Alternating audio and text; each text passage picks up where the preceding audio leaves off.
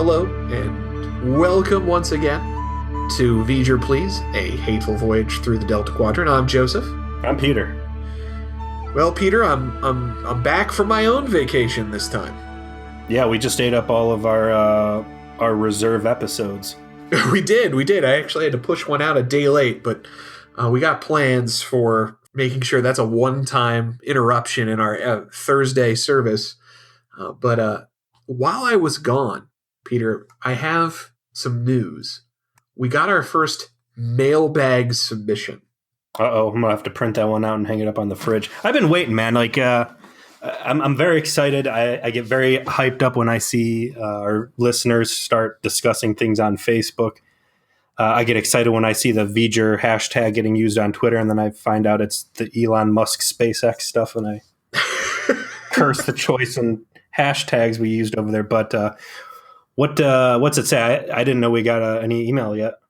Yeah, so Cassie, I won't use her last name because they didn't ask permission, but Cassie... Because we don't use our own last names. It's true. Unless they post directly to the Facebook page and therefore out their identity to the world. I will not do that. But Cassie sent me a message and said, was listening to the most recent episode that we did regarding, at that point it would have been The Cloud. And all of our hot takes about Indian magical powers and how it was handled, and Chakotay in particular. Mishandled, you mean? In my opinion. It quite mishandled, and apparently there's a reason. Cassie alerted me that the cultural advisor that the showrunners hired to help them suss out Chakotay's Native American backstory was himself a total fraud who faked his own Native American ancestry. Wow. So apparently this guy's name is Jamake Highwater. Jamake or Jamiroquai? Because I'm familiar with the second one. It may be Jamiroquai. He may be a one-hit wonder from the 90s, but he wrote more than 25 books of both fiction and nonfiction related to Native American myths and traditions. But he was himself exposed by Hank Adams and Vinnie DeLoria Jr. as faking a Native American ancestry in order to sell books. And Hank Adams is a cagey motherfucker. I'm not surprised to hear it was him who brought him down. Evidently, his fraudulent nature as a not an Indian was known before they decided to hire him for Chakotay's backstory. So was Voyager before internet? Oh hell yeah! I mean, this was 1994, 5. So we're dealing with like let me try and remember junior high and high school. So we're dealing with like AOL years, right? BBS boards. I mean, it's not like, you could just throw someone's name in Google and get their shit list like that. No, it would not have been that easy to do background on the guy you hired. You would actually have had to have put in effort. Well, first of all, I'm surprised to even hear that the Voyager production team even bothered to seek out someone to work as a consultant on that. I'm happy to hear that, they at least made that effort, but I'm not surprised to hear that they did zero effort in researching the consultant who fed him a line of bullshit.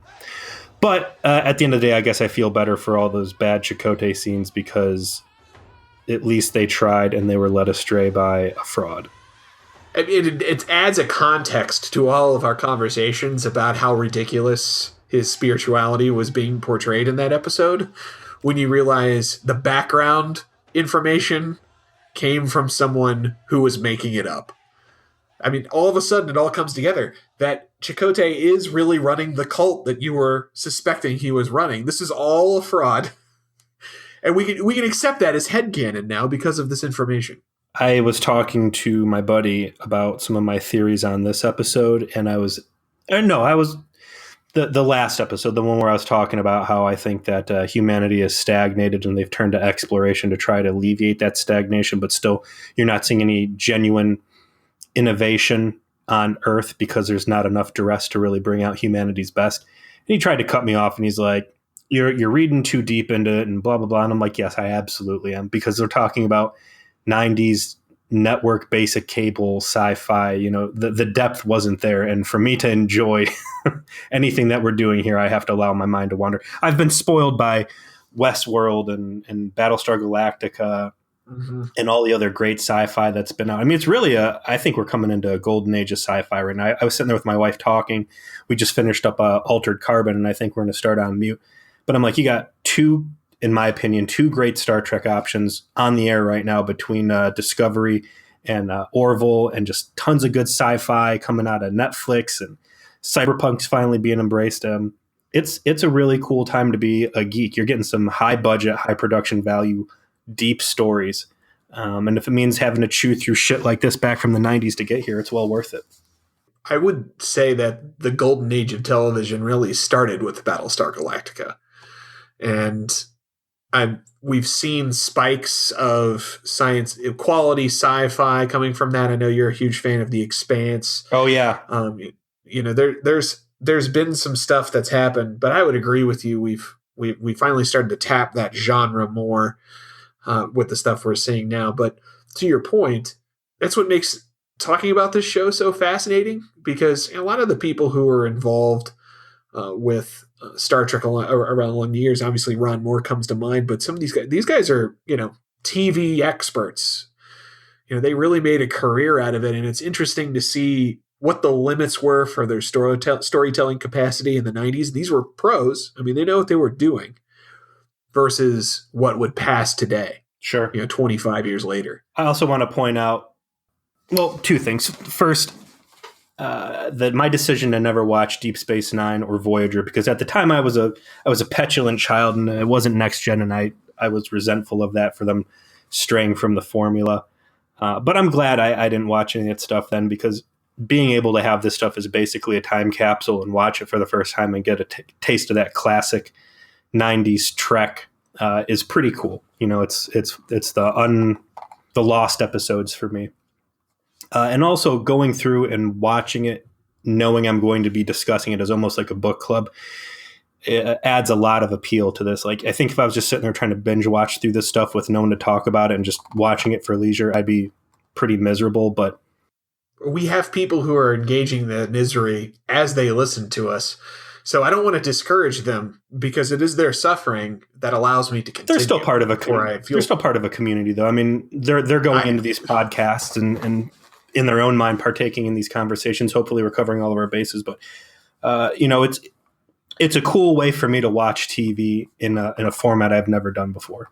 Well, let us continue that by before you gave me some good news about mailbag. I've got some good news for you.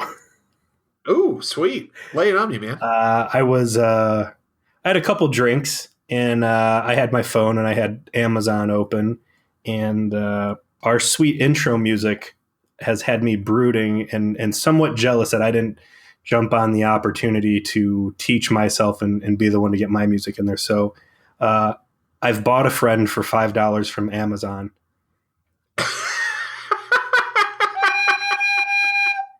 So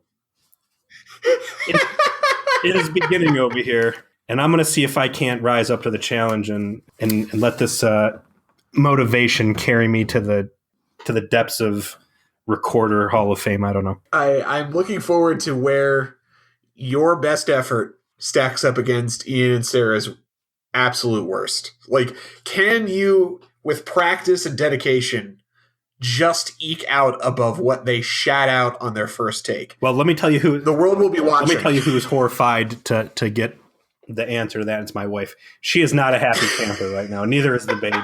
I fucking bet. Yeah. I am happy to report, however, that I was able to remember how to play Mary Had a Little Lamb and Old MacDonald from my third grade music class. So feeling good on that one.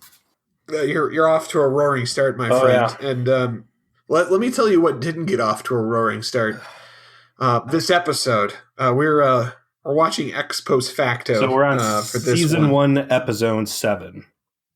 There was something you said to me as we had a brief initial chat about the episode before launching into recording, that the first shot made you do. Can I want you to give you the story? Yeah. Okay. Please. So I'm getting the house ready so I can sit down and do my homework and watch this episode last night. And I switched my TV, my smart TV, over into Netflix mode, and I'm getting things ready. And I queue up the episode, so it starts buffering. And in my head, I'm like, oh crap, I got to move the laundry over to the dryer. So as soon as the episode queues up to 100%, I immediately hit pause to get up off the couch and go flip that laundry over. And I look at the screen and it's already paused. And I'm like, ugh. And my wife's like, what's wrong?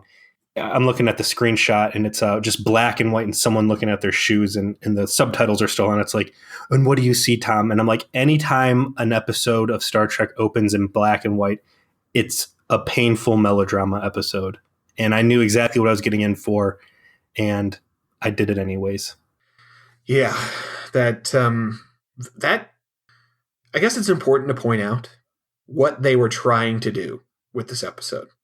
It was very clear. They were attempting to do Maltese Falcon in space. That's what they wanted to do. What we got in the end was a shitty episode of Matlock in space. So they were throughout this episode is all of these film noir detective story tropes on purpose. And what could have been a fun episode of TV if they had embraced the tropes, instead everyone played it straight and it just wound up boring. Miserable.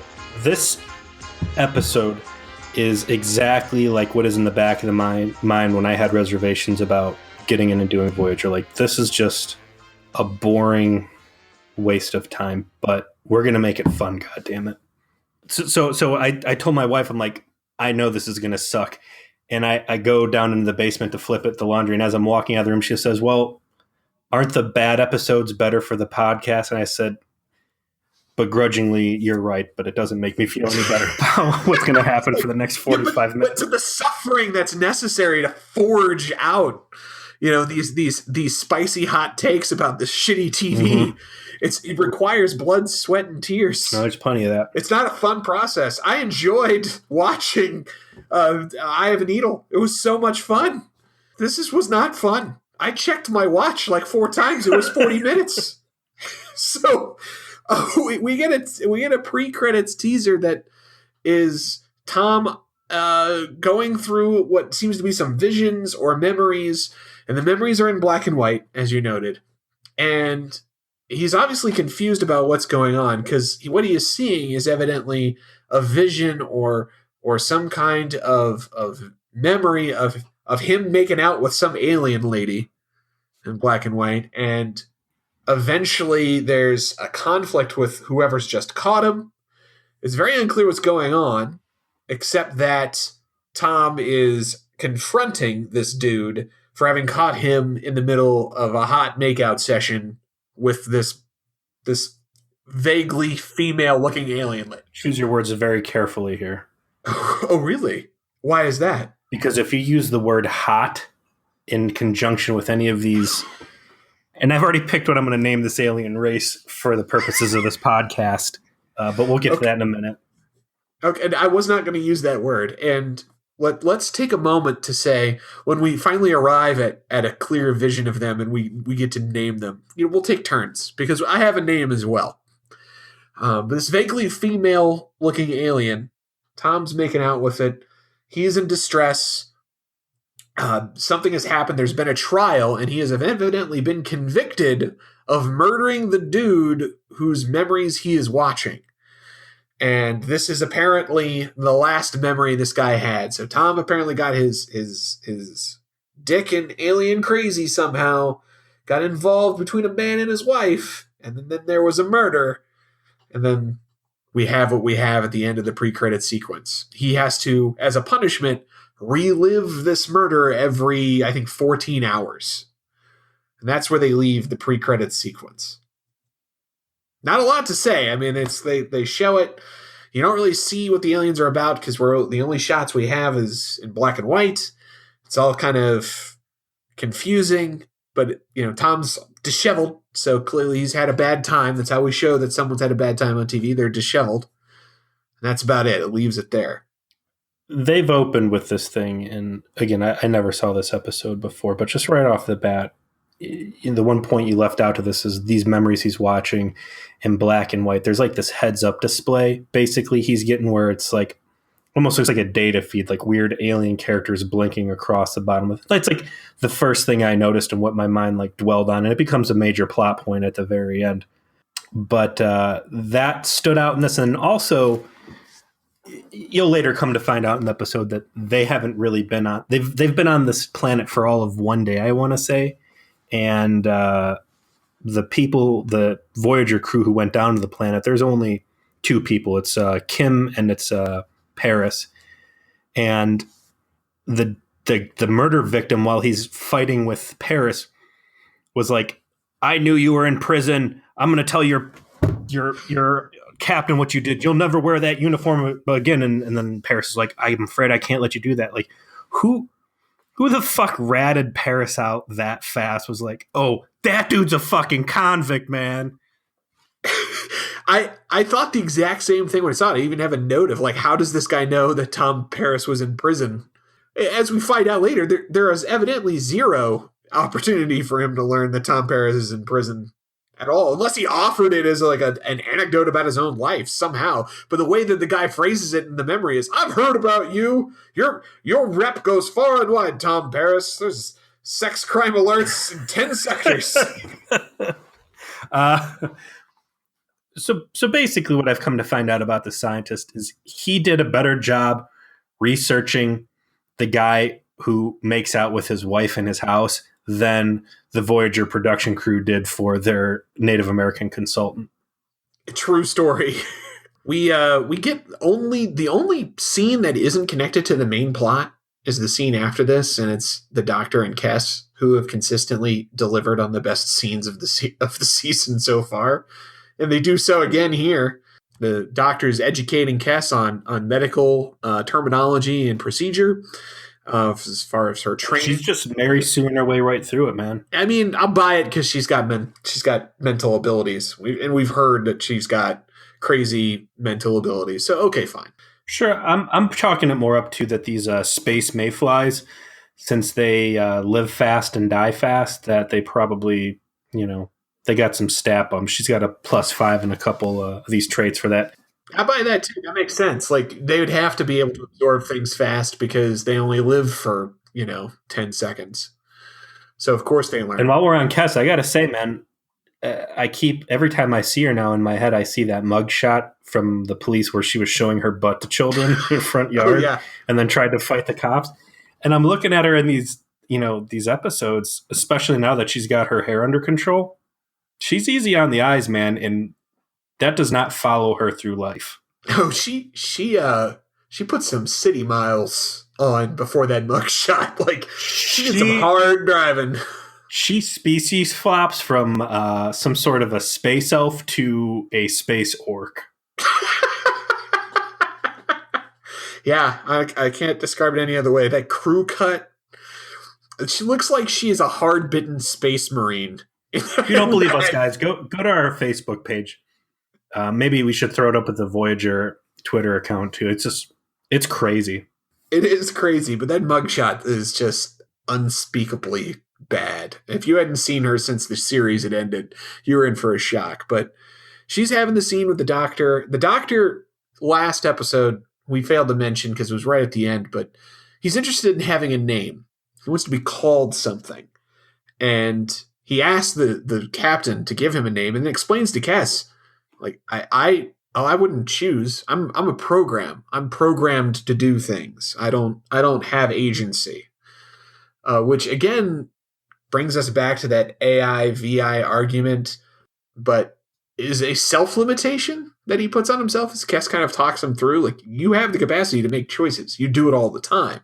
And the way you process those choices is no different than any, flesh and blood member of the crew. So why would you limit yourself in this way? You don't have to. And because they realized, in fact, he could pick his own name if he wanted. And I thought it was really clever. I mean, he's programmed to think, well, I'm programmed to do things. I'm limited. And then once he's introduced to the concept that he's not, he really isn't. He never was. It was just a limitation he had based on how his program processes information. Yeah, it's a good scene, baby stepping perhaps an audience that hasn't put too much thought into AI rights and self-awareness into some bigger concepts and bigger discussion points down the road. So I feel stuff like this is very baby steppy, but they're still enjoyable scenes because of the acting. I kind of appreciate that it's baby steps, given that, we got 7 years. And that's a luxury. I mean, that's a luxury that a format of TV you don't really see anymore. Even current Star Trek, you're looking at, 10 to 12 episodes a season versus, I don't know how many are in this, like 20 something. Yeah. First season runs light, by 4, but, all the other, seasons I think are full. And I mean, also, this was an era of TV that you had to have a lot of talking and character development because you didn't have effects budgets at the level. I mean, Discovery, which is not Star Trek, is basically a loud, angry baby show where things explode for 40 to 50% of the runtime. They can't do that here. And so you have more time for quiet scenes where you have baby steps of establishing your characters, sentience and that sort of thing. I liked in the name discussion, she starts having him list off prominent names in his database. And one of the names she throws out there was Dr. Spock. Which, of course, is a reference to the real Dr. Spock, not the Spock of Star Trek. Really? So Spock never actually held a title of doctor in Starfleet, huh? Which... Well, you are right. I am making the assumption, but there is a real life Dr. Spock who is I believe, a psychiatrist. He's a pediatric infant psychology, I believe. Anyways, yes. What I took that as was like the show writers trying to get a bunch of super angry, like nerd butthole clenching. Because I was like, oh man, how pissed off must people have been that they dared to tread on original series with this hologram and whatever. And of course, he dismisses all the names that he brought up, but I thought that was a real clever, like, the writers fucking with the audience. Okay, let's start with these aliens. So the space sector, like, a lot of stuff doesn't make sense in here. We should bring up how the next piece of the episode comes together, and that's Harry Kim's shuttle shows up. Tom is not with him. It's just Harry, and he is fucked up. He is dehydrated. He's had a bad time. His shuttle's been banged up. They get him into sick bay, and he explains, "They made me leave Tom behind," and starts to explain what happens. And this is when we get our first clear shot of the aliens they went to go visit. This alien homeworld that they show, I feel like every alien homeworld is the same shot of like the camera panning up over what looks like a very lush forest with like Eastern Bloc Soviet era concrete buildings. It's that same fucking matte painting they use all the time. I'm pretty sure it was Kronos at one point. I know for sure something very similar to that in Orville when the doctor and the robot crash on the planet with her kids, and it's a planet. Did you watch that one yet?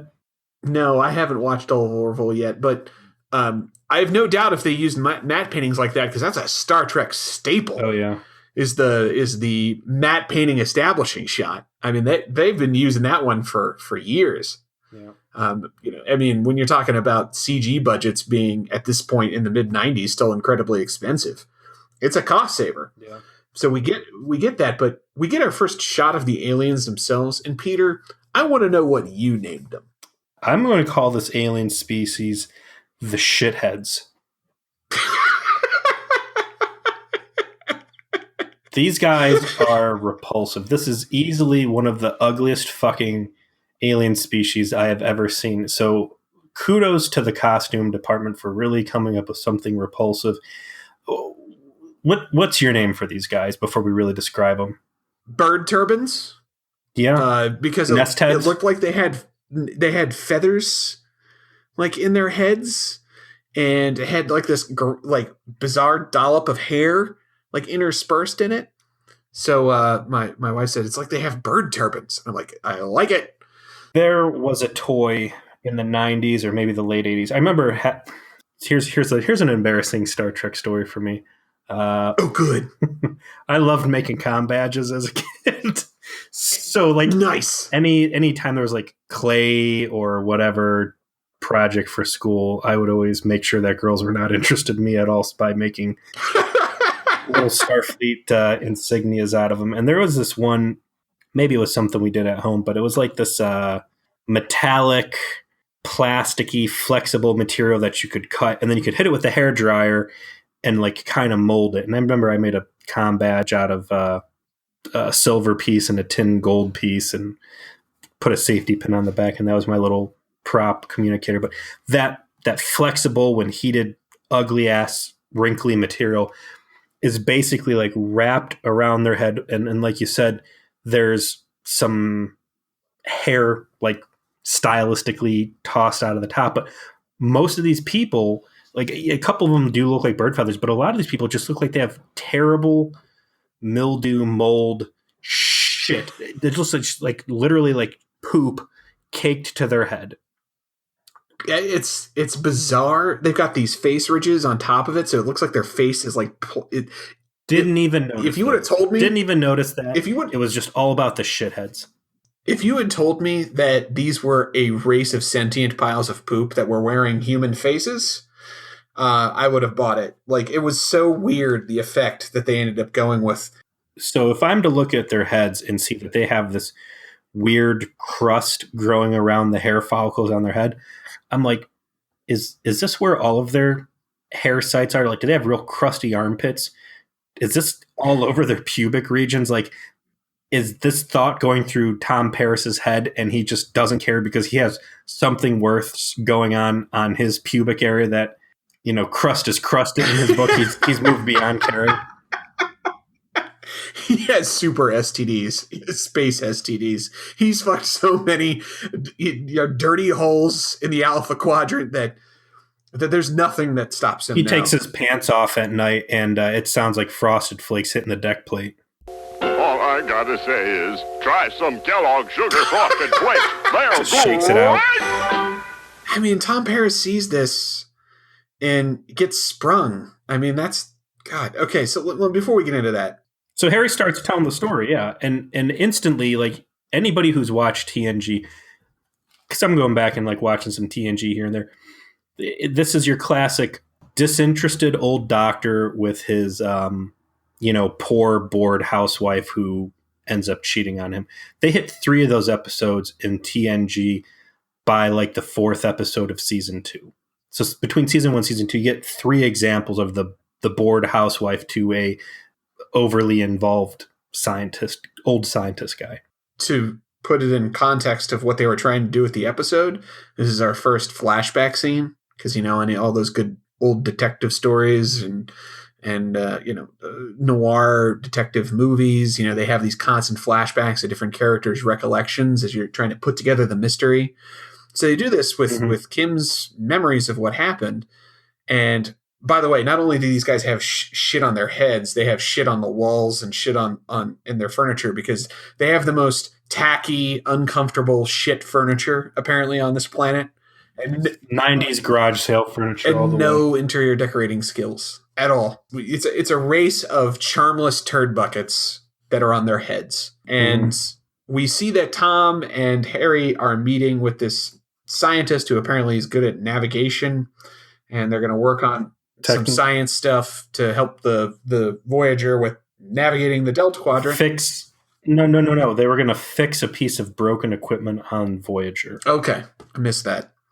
And so the whole setup, I'd like to back up and just discuss what's going on in this homeworld, because it doesn't make sense. So there's whatever this race of shitheads are, and then there's the other ugly race, which we'll save this conversation for later. Go ahead. Okay, so Tom gets sprung by seeing the lady that is the wife of the scientist, who is supposed to be the femme fatale. She is female, I will grant that, but it's hard to find anyone attractive when they have hair poop on all over their head and they look like some sort of cone head that went to a Tough Mudder run. And we don't see much else from Harry's perspective. He just says, the next day I got drug into interrogation and got tortured for 2 days, and then they put me on my shuttle and sent me back. You skipped over the very dry dinner party that they had. And do you remember the dialogue line there? Like, her singular focus on the stew meat, did that strike you at all as like weird writing? Yes. It was attempting to establish her as this mysterious femme fatale who has these odd habits and is enchanting and strange. And unfortunately, it just came off as autistic. Yeah, like it's seriously like 50% of her lines up to this point revolve around like, I need to get more meat for the stew. And then she's just like eating the meat and she's like, I want to make sure it's not rancid. And at that point, I'm like, hold on, if there's any speculation whatsoever that you have spoiled meat, why are you even thinking about putting it in this fucking stew? Like, I'll pass on your goofy alien cuisine. And then she brings it up again. And then by the end, like, she gets up and leaves. She's like, the meat doesn't taste right, and leaves. And it's like, you guys might want to go throw up or something because something ain't right here. I think it was all supposed to be a sexual metaphor, I think. But it was just done so flat and weird and stupid that it made it seem like she's special. Like she's a touch. She's got the touch of autism. Yeah, her the shit went a little too deep on her head, and it's she got some shit shock out of it. She's just not right. And it's they don't know what happened, but Janeway, she's not fucking around, so she decides to pony up and have the ship roll out to help Tom. Two weird things. One, apparently dogs exist on this planet. It's because they've got a dog. And it's a dog. They call it a dog. Real annoying, yappy dog. Right. Yeah, they call the dog a dog, but when the rain starts up, she's like, it's a cloudburst. I've heard people refer to rain on this planet as cloudbursts, Peter. Come on. That's not that weird. I've never heard that. It's like grandma speak, but I guess we are talking about like noir stories, so I get it in my grandma's constantly worried about spoiled meat as well. Maybe you're onto something. Apparently, Janeway is, no one fucks my fuckboy but me. She's ready to go rescue Tom. And they roll out. And from this point forward, this show is boring as fuck. Like, after the setup is over and as weird and painful as that was, it was incredibly boring and stupid from that point forward. Can I now explain the geopolitical space situation between the shitheads and what I have listed as the other shithead aliens, the crusty dried turds? I thought that looked like a Cardassian fucked a fish, but yes. I thought they looked like bootleg Ninja Turtles. I mean, two shitty alien designs in one episode, truly a treat. Go ahead. And both literally shitty. So the big picture with Voyager, they're flying, they're trying to get home, and sometimes they're fucking with spatial anomalies or whatever. By and large, Janeway's playing the fucking Prime Directive card hypocritically left and right. So they come across this sector of space, and for whatever reason they want to deal with some of these aliens. There is an active war going on between the shitheads and the bootleg Ninja Turtles. And the Ninja Turtles are like running perimeter patrols, and for whatever reason, the little small, highly nimble, super agile Voyager, they decide we shouldn't fly the whole ship in to get this broken piece of equipment fixed. So they send Harry Kim and they send off Tom Paris, their best pilot, to go on a shuttlecraft and fly into this war zone and get to the homeworld of this planet so they can essentially be the primary point of contact with the Federation and get the assistance of their best scientists to help them with this thing. Why are these aliens, why are the shitheads willing to... Sorry for all the profanity in this episode, by the way. Like, I'd made a promise to myself that I was going to swear less because listening to our episodes, I'm like, man, I go hot and heavy. Calling these guys shitheads probably isn't helping me accomplish this goal. But it's all right. Let's embrace it. Yeah, so these shitheads, it's like if Janeway doesn't want to be involved in this war, why is she even there at all? Like, you can't deal with one side without invoking the wrath of the other. And why would the shitheads even agree to help him in the first place? Like, are they just that altruistic? They're like, yeah, sure. You can talk to the planetary authority on whatever the hell you need help with, and we'll just help you. There's going to be no exchange of resources or anything else that would constitute as you assisting us in a time of war, favoring a side. That reminds me of a Star Trek trope that is my least favorite Star Trek trope. So I'm going to talk about it now because you've triggered me. Because there's nothing better to talk about in this damn episode. Yeah, I mean, seriously, what are we going to say? I mean, stupid laugh and his weird new outfit that looks like he got drunk while trying to make a Y neck or something. Like, what are we going to talk about that? I thought he was good. But anyway, so what's your trope? My least favorite trope is whenever any Federation ship shows up at a planet and they need to talk to the one guy who's good at the thing, right? It would be like if a starship showed up here at planet Earth, right? And someone went to like Earth president, I guess, like would that be the UN Secretary General? Would that be for the shithead? It's the minister. Right. So they and like they say, hey, I've got a broken piece of equipment. Can I talk to Stephen Hawking? Like, what? No, that's not how this works. You take that shit to the dealership. What the fuck? What's wrong with you? Elon Musk, real quick, please. Yeah, like it's so weird. Like, oh yes, let's take you to my best scientist who will clearly be able to help you. Like, I don't see how that would possibly work in any actual situation with any actual alien race, assuming political unity. Let's assume there's no national boundaries on Earth anymore, and it's one Earth government. Hashtag Illuminati.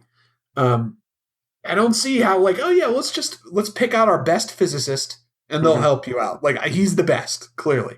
He's the best. He doesn't have anything to do, and we're just going to expose him to some unknown alien entity and, just trust it's going to work out the best. Like, I get walking into like a Home Depot and being like, hey guys, who's the best person here for repairing drywall? And I'm like, oh, that's Tim over in aisle 6, and like getting front row access to that guy. But yeah, just rolling up on a planet and being like, yeah, I don't even think you could come to like the US and be like, hey, we need to talk to the coach of the best football team and get some, winning. You couldn't even get anybody to agree on who the best football team is. So Janeway's like, hey, I want to deal with this. Fuck our big, plan about staying neutral and all this stuff and, taking shuttles in, which was a stupid idea in the first place. Just take our ship in like you should have done right off the bat. And they get encountered by the Ninja Turds. The Ninja Turtles. There you go. Boom. Boom. We found it. Ninja Turtles. That's like a turd. LES. And I think we found our episode title. Just putting it I wanted to go with the episode title being Spoiled Meat, since it's such a spoiled meat and Ninja Turtles. So the Ninja Turtles roll up, and it's just such a boring ship design too. I haven't seen any good alien ships yet, and it's kind of depressing. Like, Voyager looks sweet, but nothing I've seen in the Delta Quadrant has been at all visually engaging or really radical. So I think they've had a lot of missed opportunities there. And, he gives her the warning about, stay the fuck out of this war, and we got our eyes on you. And Neelix is up on the bridge for this. He's kind of guiding her through this.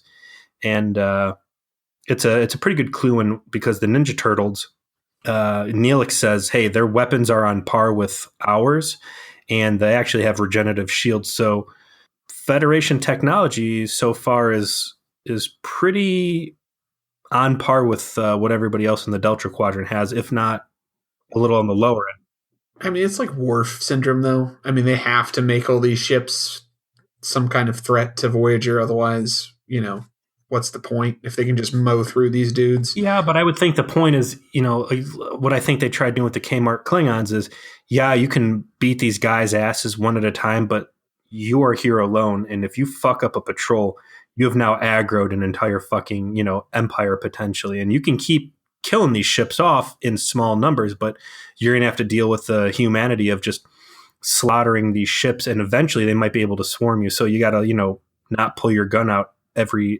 time and show your piece. Which speaking of packing heat. Yes, please. When I knew.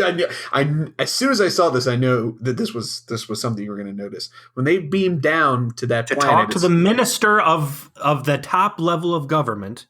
Right. It's Tuvok and Janeway, and they are visibly rocking their Glocks. They're not in hand, but they are on hip, and they came ready for a fight.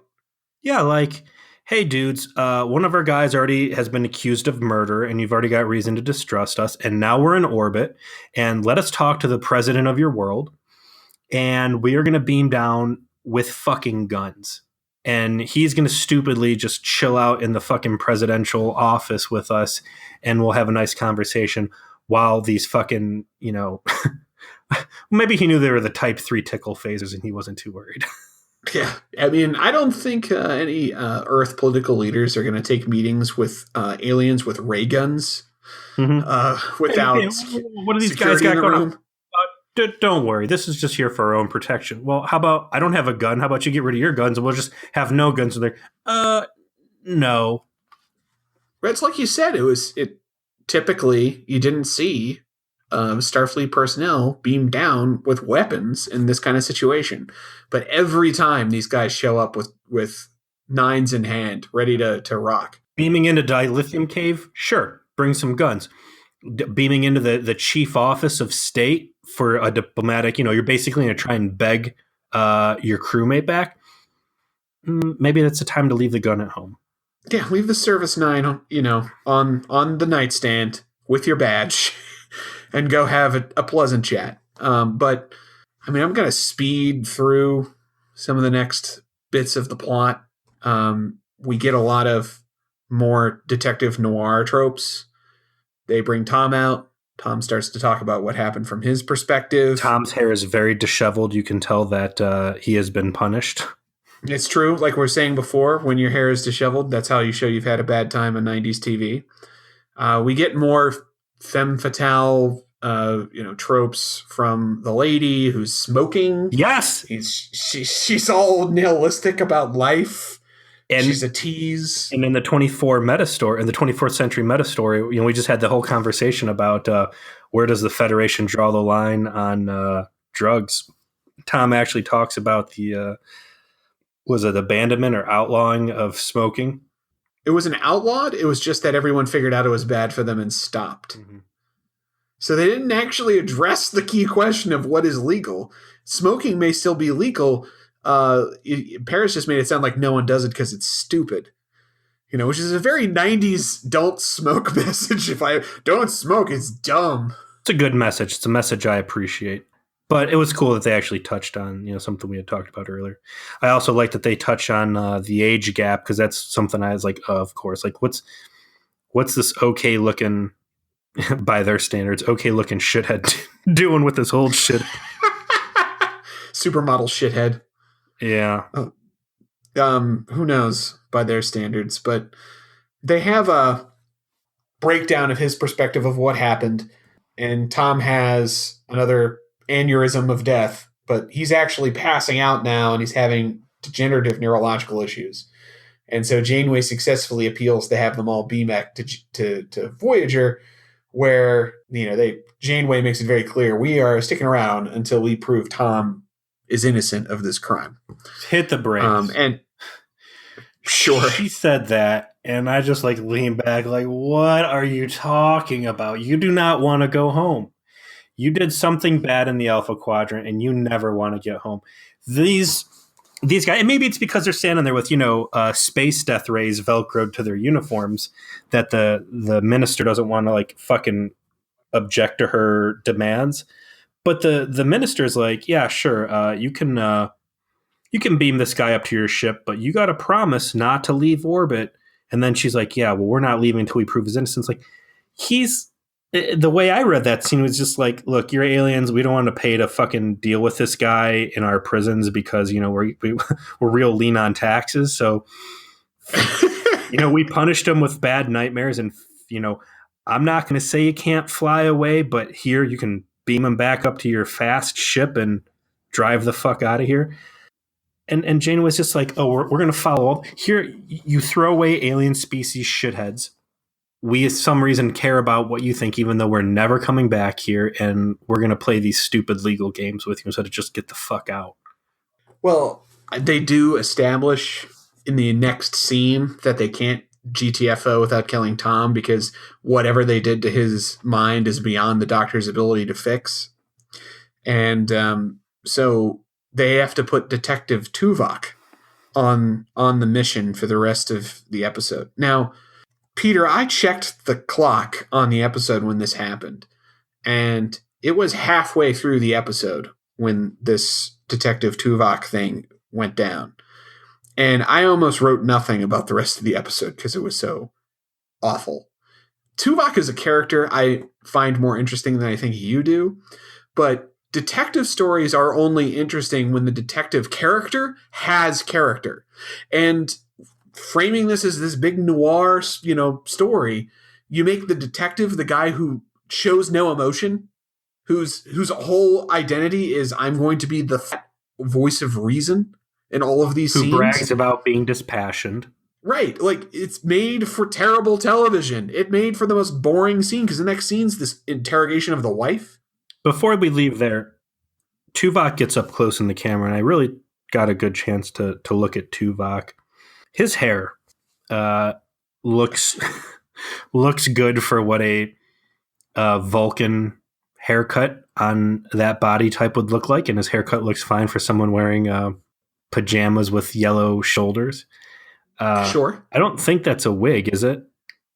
No, I don't think so. I'm pretty sure Tim Russ cut his hair that short just for the role. It's not even that short. It's like shaped weird. Like, I kind of felt bad, like really looking at this. I'm like, how did this guy get around out in real life? Like, everybody else can have like a normal haircut, but like that had to look incredibly goony if he was just in a t-shirt and jeans.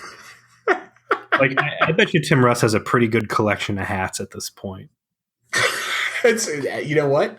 I'm going to find out. There's going to be some posts on the Facebook. Maybe Tim Russ just like Tim Russ's hair through the years. Maybe Tim Russ just rocked like a do-rag and or a he wave. He does in one episode? Or like a wave cap when he's like out on the streets in real life. Dude, wait until we get to our first time travel episode. My man. Oh, Tuvok rocks that. I'm sorry, that our 90s first what? do-rag hard. What did you just say?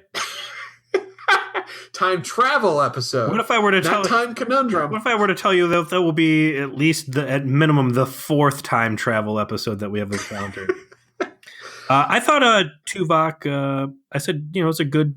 Tuvok had a good game in this. Like, it wasn't a good fit to the story, but I thought he did a good job presenting the character and kind of working through things. I felt like it was a D&D tabletop session or some sort of an RPG, and the player of this character had clearly seen similar modules before and was cheating his way through things without making it obvious that he was cheating.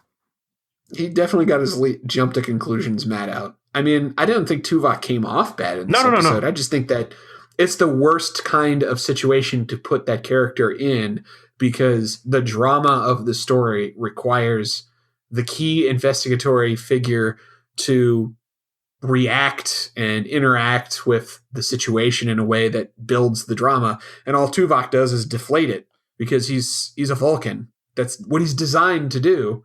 Yeah, he's a party pooper. So he walks in, he goes and interviews the widow now, and she's being a bee. The dog runs up and starts barking at him, and instantly, like in my head, I'm like, this dog is going to solve the case. Like, total Chekhov's gun dog action going on here. They stole that from fucking Sherlock Holmes. So, did you notice the part where he's interviewing her and she's got her red Kool-Aid? Or maybe that's some sort of like strawberry flavored puckers or something. I don't know. She sits down while he's talking to her, and she's got this little mini skirt on, and she's just like sitting spread eagle looking at him.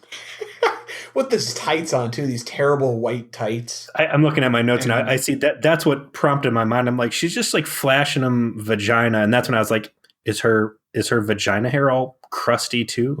That's what prompted that line of questioning in my head. It was the least sexy attempt to be seductive I think I've ever seen. I don't think she was trying to be seductive. I think she was just being a bitch. Perhaps. Either way, it was emotionless versus can act, and it was a bad scene, and I was glad when it was over. His questions actually start getting good, and then he gets paged by the doctor, who's like, hey, you'd mentioned you wanted to mind meld with Paris. He's got a thing coming up. No, this is just when he wakes up and he interrogates him while he's hooked up to the 24th century lie detector. Right, that's right. To make sure that he's not lying. Sorry, I only had 5 lines of notes left. I didn't know we were still that far away from the end of the episode, but yeah. So he goes up. Yeah, he goes up and he interrogates Tom. Tom's telling the truth. He thinks he might have been drugged because he just doesn't remember any of that encounter. Yes, he made out with the shithead. Yes, he was doing things he shouldn't have been doing, i.e., his dick, but he didn't kill anybody. He has no memory of that whatsoever. As far as he knows, he just woke up in a cell after having some tea with this lady. And we cut to this awkward scene where Chakotay's driving and they get attacked by the discount Ninja Turtles or Ninja Turdles. They managed to drive him off, even though we don't see this fancy pants maneuver they talk about in dialogue. It's like the only dialogue Chakotay and Balana have in the whole fucking episode. Thankfully, they knew better to get involved with this shit. Yeah, so they get attacked by the Ninja Turtles again, which are like firing on them, and Chakotay has to call Tuvok to the bridge. Like, there's no red alert, and it's like, oh, we should probably have our tactical officer. But he's like, hey, man, you want to come to the bridge? Like, shouldn't there be a red alert and like everybody be rushing to battle station since Ninja Turtles are attacking you? But yeah, they make up this whole big thing about, oh, we got this Maquis trick, you're going to love it, which as best I could tell amounts to them slowing down so the other guys could catch up, and then they shoot them and then they start going again, and Janeway's like, wow, that was amazing. I think she's like, this is a really old trick, and Chakotay's like, oh, it'll work because no one in the Delta Quadrant's ever seen it. It was dumb. But it's after that Tuvok's like, okay, well, it's time to mind meld. You notice he didn't lay the Vulcan mind meld chant on him? Well, they I know I'm again invoking a series that you have even less knowledge of, but they talk a lot about the background of mind melds in Enterprise and what is actually necessary to mind meld, and the chanting is not necessarily necessary. I know. I just blew your mind. Wow. I 2 episodes in a row, I have tried to slip in like, you should totally watch Enterprise for more backstory. Well, when they do mind melds in Discovery, they do the chant. Well, and I want to be clear that while Star Trek Discovery is not Star Trek, it is apparently references Enterprise a lot. So if you want to be up on this fake show that calls itself Star Trek, you should watch Enterprise. So the Maquis trick was stupid. What's the point? No Vulcan chant. And then he gets all the answers. He sees the replay, and he comes out of the mind meld, and and the player has put the module book down under the table, his copy that he's brought. And he's like, I know all of the answers now. Let us bring everyone together so that I can have the stereotypical detective reveal scene. You're missing the part where they lie. Oh, yeah. That does happen between that scene and the other, where they pull one over on the Ninja Turtles. Turdles. Yes, it was. I thought that was actually a pretty cool part. The decoy. So they lie to the minister, who clearly doesn't give a fuck about any of this, obviously, and is just hoping that they leave.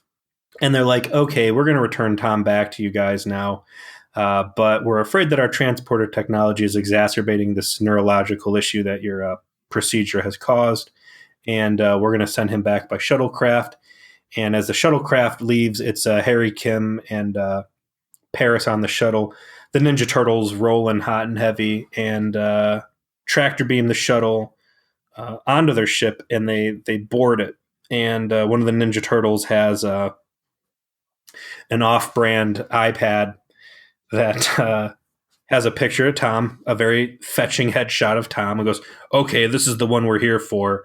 And then all of a sudden, Tom and Harry beam back onto the bridge, and Janeway makes a pretty good power play, like, look, motherfuckers, I want my shuttle back. And they're like, no, you knew this was a war zone. And she's like, oh, by the way, we've got all this fucking C4 on this thing, and we are going to blow your asses up if you don't give me my thing back. And I fist bumped her a little bit in my head when she played that one out. It was definitely the best Janeway moment in the episode. The way that LaVar Burton was the director on this, that framed the shot where it's just her head and like the dark in the background of the bridge, and it just let Kate Mulgrew just like showcase some, shall we say, stern facial expressions, where they said, well, we warned you this was a war zone. She's like, yes, and thank you for that warning. BT dubs, I put a bomb on your ship, so give it back. Give me back my bomb before I blow you up with that bomb. And it was really well done. She's ironing the glove it's like I said during the Phage episode when we reviewed that. When Kate Mulgrew is on, she's on, and she makes a great Starship Captain. Janeway as a character can be cool when they make her cool. I was hoping you wouldn't remind me of the fact that LaVar Burton directed this. I mean, it was competently directed. The writing was just terrible. I mean, they wrote Tuvok into this role he was not suitable for. And yeah. Anyway, so it's hard to separate the two sometimes. But anyway, so I will say that Tom and Harry have that little discussion in the shuttle before they get captured, where they're talking about Tom's sexual proclivities to get involved with women he shouldn't get involved with. And he sounds like a total fucking SVU episode waiting to happen. Like, you shouldn't do it, but you do it anyway. It's like, no, Tom, you're not supposed to fucking do it, dude. Like, don't go messing with things you shouldn't mess with, particularly on other planets. As someone who has had a couple adventures in places where I should not have been, I felt like that was that was pretty good dialogue. I was like, yeah, you got a point, Tom. That's a good public service announcement there. I have firm limits, and Tom Paris doesn't. He will fuck a shithead. That's what we've learned. And like he came into this the bad boy, and now he's just basically just a roving STD. He's dangerous to life. He will not be assimilated. So they get all these shitheads in the same room. They got the Voyager beams everybody down. You got the minister there. You got the chief doctor, who is the most birdy of all the bird crust variants of the heads. He is. He has the crustiest head. Peacock. I would say he's the most feathery head, not the most crusty head. And then you got Tuvok, Janeway. Is Kim there, or is it just... I think it's just Tuvok and Janeway and Paris are the only Starfleet people there. Tuvok points out how he read ahead to the end of the story and got all the answers. And this is where, the overlay of the memory pops up, because he calls to question that, there's all this data stream at the bottom of the memory. And Tom's like, oh, yeah, well, I've just figured that was part of the procedure. Like, dude, if you just got framed for something you didn't do, wouldn't you be calling questions to every single thing you could have tried to prove your innocence? Because Tuvok points out, like, oh yeah, this is actually stolen research from the professor that had been overlaid in Tom's memory, because Tom, they knew that Tom was not going to stay on the surface for long, and the Ninja Turtles were going to abduct him and extract this information. And someone in this room is basically committing treason on your planet and funneling high-level research into enemy hands. So after they reveal that they've stolen the plot of Johnny Mnemonic, they reveal that Tuvok's got all this information that suggests that it's in fact the doctor who did it because of height difference. He knew where the heart was, which is in the thoracic cavity. and the biggest one of all, which I already mentioned, is that the dog is familiar with him, which is, again, stolen straight out of Sherlock fucking Holmes. And sure enough, the shitheads decide to book the doctor on the treason beef, and the femme fatale is also led away after a final parting words with Tom in classic noir story style. And that's it. They pull the bad shit out of Tom's head, we presume, and the Voyagers are back on their way. And Tom has a final scene with Tuvok where he's, letting him know, you've got a friend in me, but Tuvok is too cool to care, and that's it. That's the end of the episode. No B plot, just garbage. I mean, like, if I sound dispirited and dispassionate in this episode, it's because this episode is boring as fuck.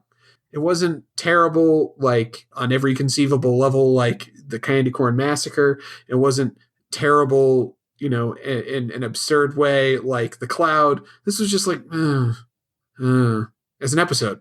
It was terrible in a very unfunny way.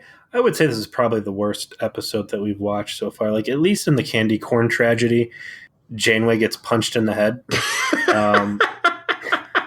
Very true. She gets jacked real good. But I mean, really, the only thing I could get excited about in this whole episode was the fact that they have gone I don't know. I feel like they've thrown a basketball from one end of the court and like hit a swish in the other. Like maybe there's just a game on the Voyager where they're like, what's the craziest situation you think we could bring a gun into and nobody stop us? And like fucking Tuvok and Janeway like came back from that away team mission talking to the minister and like high-fived each other like, dude, we pulled guns on the president of this planet. All right, next time we gotta pull a gun on the child of whatever their planetary saint is. Let's find the school that kid is in. We'll just pull our knives out of the whole classroom. We'll stun someone. We'll make it look real good. Yeah, we'll phaser 3 tickle them. There's 2 things that I'm really tracking. My B plots for Voyager are where can they bring guns? This is a very pro NRA episode. Very true. Where can they bring guns and how are they using the replicator? So I can only assume that after they brought guns into the fucking president's office, that they celebrated by going back up to the Voyager and replicating some tiramisu and wasting that energy because, why not? They don't care. I know that you are crushed by a lack of update to your ongoing saga of the replicators headcanon. I am sorry for that. We really didn't get any updates on the Chakotay is secretly attempting to seize control of the ship to run off of the Delaney sisters headcanon, nor any of the Neelix is secretly a covert agent here to destroy Voyager. I mean, in every instance, we were left with cold lack of content for our headcanon. Chakotay thing and the ongoing need for mutiny. This point too, man. Look, you got the captain down on the surface with the traitorous double agent security Vulcan. Chakotay could be like, look, man, we're trying to get home. I don't care about Tom Paris. He's a racist asshole. He makes fun of my Indian heritage. Fuck you. Fuck Tuvok. Fuck Paris. You can all stay on the planet's surface.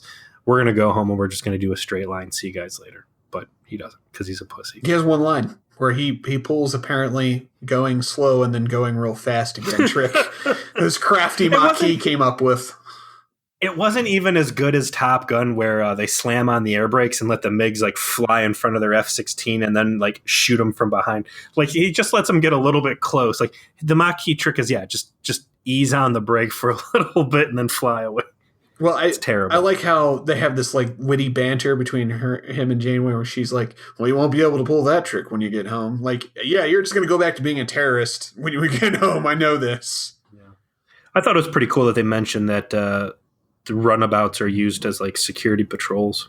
They don't have like a small craft style shift except the Defiant really that you ever see much of in all of the TNG DS9 era. And they used to let her run about in DS9, obviously, so they kind of established that. I don't have much to say. This just was a boring, fun-sucking episode. It was. It sucked the joy out of my life, and I knew it. I knew it that split second I saw that black and white. I'm like, I know exactly what I'm going to be getting in for here. All right, well, let's take a look. What's our next episode on the docket? Looks like it is Emanations. And what's Emanations about? Oh no. Oh no. Oh, Peter. We're in for a bad time. I just got out of a bad time. Don't tell me this. This is a worse time. This is one of the all-time worst episodes. I mean, don't you enjoy it when Star Trek talks about death and the afterlife? Joe, what do you do? This is why I didn't want to do this. It's coming true. I knew it would happen. I'm really starting to doubt this too. Quick, just give us the rule of acquisition so we can get out of here. I don't want to give a rule of acquisition. There's only so many of these things. We're going to run out. I feel bad. All right, so just the stupid plot basically boiled down to them somehow knowing that aliens would come in out of nowhere and be on the planet and off the planet and turning this guy into Johnny Mnemonic courier with their whatever. Rule of acquisition 94: females and finances don't mix. Crime doesn't pay. Crime doesn't pay when Detective Tuvok and his partner Rin Tin Tin are on the case. I mean,